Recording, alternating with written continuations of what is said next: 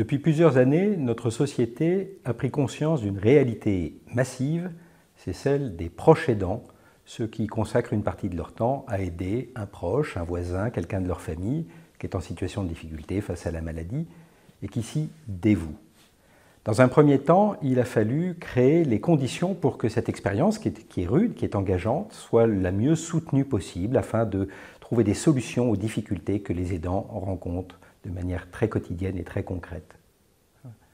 Mais être aidant, ça n'est pas simplement faire l'expérience de quelque chose d'assez accablant, c'est aussi faire l'expérience d'une expérience riche, riche de sens, riche de liens, riche aussi de talents qui sont suscités, générés par le fait de devoir improviser, se dépasser, s'adapter à des conditions qui sont parfois inattendues. Donc ce que nous voulons aujourd'hui essayer de faire, c'est passer dans un deuxième temps de l'aidance, après avoir soutenu comment valoriser cette expérience, à la fois au niveau individuel, mais aussi au niveau collectif, sociétal, social, économique.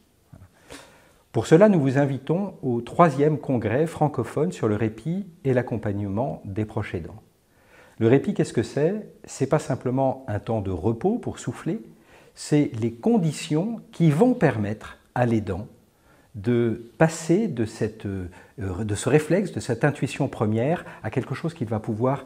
valoriser pour lui-même et pour les autres. Le répit, c'est les conditions de l'accompagnement qui vont permettre de faire de l'expérience d'être ou d'avoir été un aidant quelque chose qui a une valeur assez irremplaçable et qui bénéficie